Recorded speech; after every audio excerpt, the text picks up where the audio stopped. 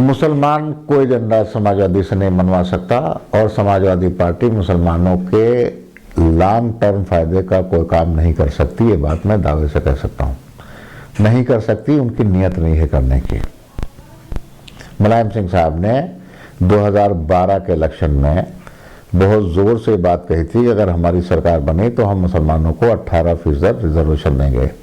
सबको मालूम है कि रिजर्वेशन मुसलमानों का नहीं हो सकता, कॉन्स्टिट्यूशनल उसमें रुकावट है।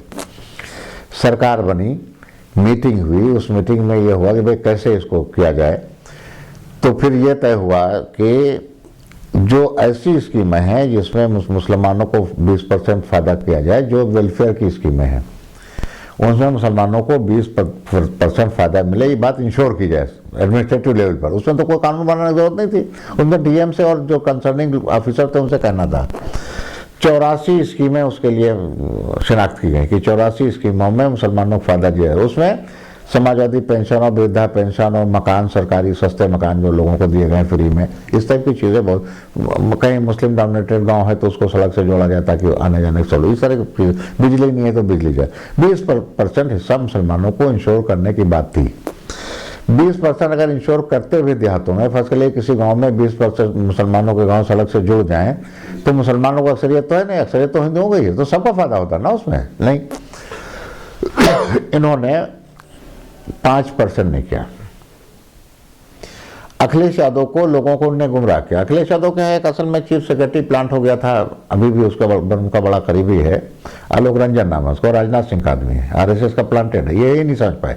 अखिलेश तो इतने अक्लमंद आदमी है कि वो आरएसएस के हाथ में पहले दिन से खेल रहे हैं, आज भी खेल रहे हैं। अखिलेश को आज तक ये नहीं पता चला कि वो किसके चंगुल में फंसे हैं, लेकिन है। उस आदमी ने उनको बहुत गुमराह किया। आप सोच सकते हैं कि उत्तर प्रदेश जैसी जगह जहां समाजवादी पार्टी का 100 वोट अगर मिलता है तो 65 मुसलमान का होता है, 33 दूसरों का होता है। मुलायम सिंह साहब तो जिसकी जितनी भागीदार, जिसकी जितनी संख्या भारी उसकी उतनी भागीदारी नारे पे चलने वाले आदमी थे। तो क्या मुसलमानों की संख्या के हिसाब से उन्होंने कहीं, या उनकी सरकार ने मुसलमानों को आधा 1/4 भी दिया है क्या? वो तो उसके लिए तैयार नहीं। पुलिस में भर्तियां हुई अभी क्या % 2.5-3% में नहीं हुआ। कौन जिम्मेदार है इसका? क्यों? और ये पहली गवर्नमेंट है।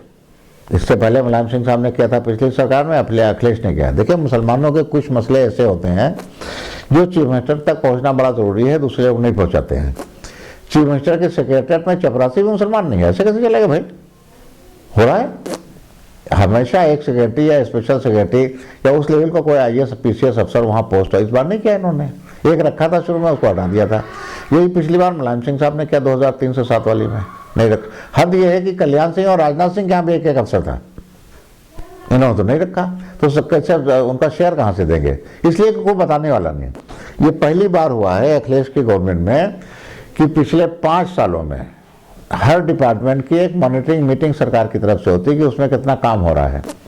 मुसलमानों के मुतालिक, माइनॉरिटी के डेवलपमेंट से मुतालिक 5 साल में एक भी मॉनिटरिंग मीटिंग ना अखिलेश यादव ने की, ना चीफ सेक्रेटरी ने की। ये मैं कह रहा हूँ और बहुत चैलेंज के साथ कह रहा हूँ। अगर इसको मना करते हैं तो बताएं, कुछ भी करके नहीं दिया।